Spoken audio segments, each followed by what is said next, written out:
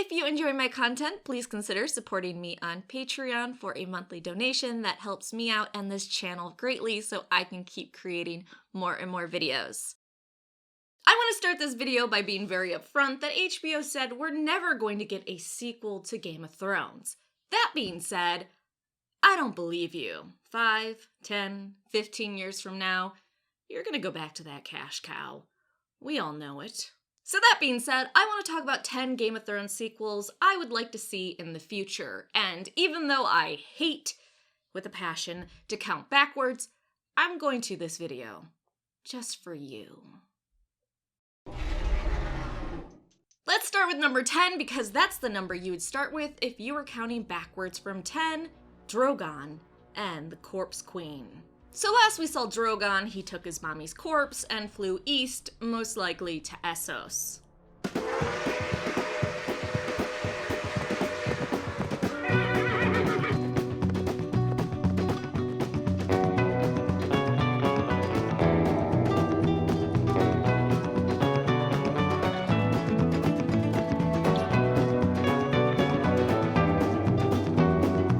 Also, Bran supposedly was going to see where Drogon had gone, but we all know secretly he was getting high and watching people have sex. So what is Drogon doing in Essos? Well, one, probably murdering a shit ton of people. We know what happens when a dragon is loose. But I have a secret wish that he's actually bringing her to the Red Priest and Priestesses in Essos, the ones that believe Dany was actually the chosen one, and they're going to res her. Of course, because of the time it takes to travel from King's Landing to where they're at, she's gonna decompose a little bit, so she's gonna be a little worse for wear, but still, the adventures of Drogon and the Corpse Queen? Oh my god, what if we called her the Corpse Dragon Queen? Now, even though we know it's rare for a red priest or priestess to have the ability to res someone, it's a fantasy series, so let's pretend that they can res Dany. Then we have her coming back, and all she thirsts for is fire and blood. All she wants is revenge, and she goes about fucking over everyone who took what was hers. John, I hope you bang as many wildling chicks as you can before she comes for you. Let's move on to number 10, Dorne's Revolt. So in the final episode of the final season, we saw the new Prince of Dorne, and even though the actor gave interviews, even he's not sure if this is a younger brother of Dorne and Oberyn, or if he's from another rival house, such as Ironwood, or if you're way cooler, you pronounce it Euronwood. You guys are Banffs. Dorne seemed to go along with the North getting its independence and then Bran ruling the Six Kingdoms fairly easily. It did seem a little bit suspicious, like the new Prince of Dorne was just sitting there going, yeah, okay, whatever, fuck you. Say whatever you want. When I get back to Dorne, revolt time. Even the actor for the new Prince of Dorne said, I think I'm a bit preoccupied with my own business because I've only just become the leader of Sunspear and Dorne. So I think I'm sort of pleased to be at the table, I guess. But also, I'm thinking about eyes on the prize. Like, look after Dorne.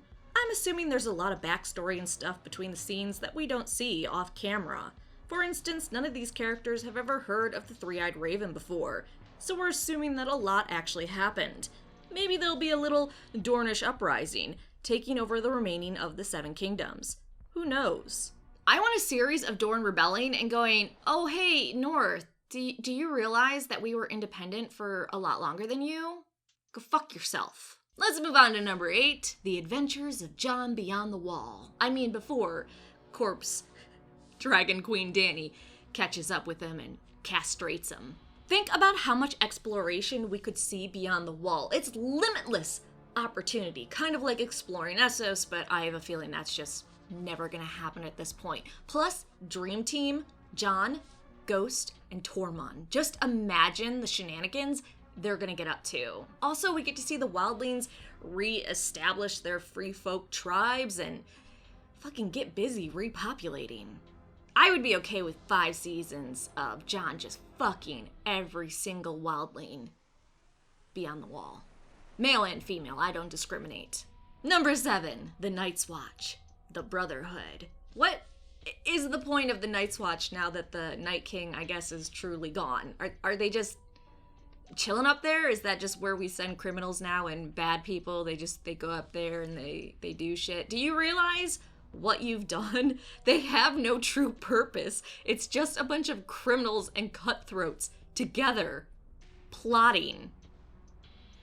I want to see this. I want to see the shit they get up to while they're up at that wall with no purpose. Number 6, the Unsullied. So we know the Unsullied left Westeros to head to the island of Noth, Missandei's home, so Grey Worm and the Unsullied could protect her very gentle people. But we also know that if you're not native to that island, the butterfly fever, which eventually makes your flesh fall from your bones, will kill you within a year. So basically, I just want one season of the Unsullied going to Noth, and then just slowly dropping like flies, just sweating blood, fever, terrible shakes and tremors, and they all just fucking die.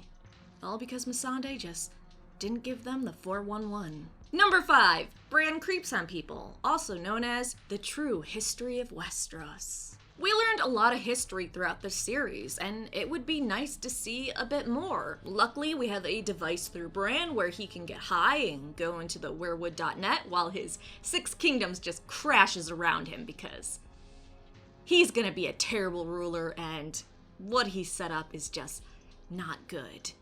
But while he's letting the kingdoms crash around him, he can watch people having sex through time or, battles and all that, and we could just basically explore different parts of the history of the known world through Bran. That'd be pretty awesome. Number 4, the Second Son. So I don't know how long Daario's gonna actually stay in Essos doing what Dany wanted him to do after he figures out she's dead, or how long he actually stayed doing it after she even left Essos, but I'm going to assume that he actually did love her and he's going to try to uphold her vision now that she's gone. So maybe we could see the Second Sons going around Essos trying to liberate people. All in memory of that dragon he used to love riding.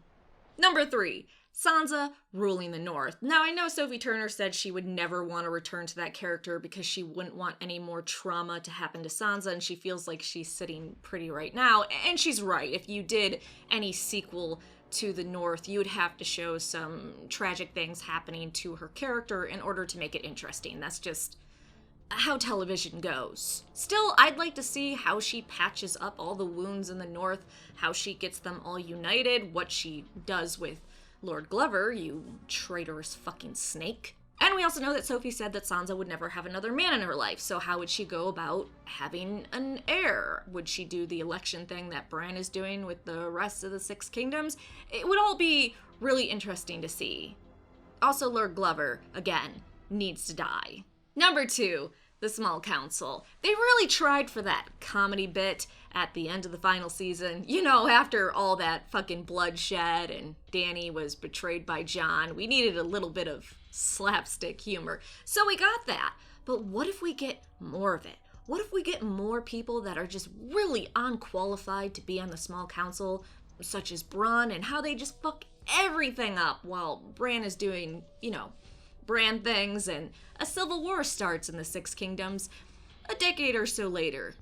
I think it would be a lot of fun to see. And finally, number 1, I really want to see the adventures of Arya sailing west, probably to her death. I mean, Bran certainly could have used ravens or any other animals to tell her what was west of Westeros, but I think it's more fun for him to watch her slowly either starve to death or go to that land and get a disease or be brutally raped and murdered. Alternatively, I would love for her to rough the seas, face some krakens, just loses a bunch of people along the way, and then finally, she ends up back in Essos. So if you go far enough west of Westeros, you just end all the way back at Essos. From there, she just becomes a drunk. Okay, so those are my 10 super fantastic sequel ideas for the main Game of Thrones show. Let me know which one is brilliant. Hint, 10 through 1.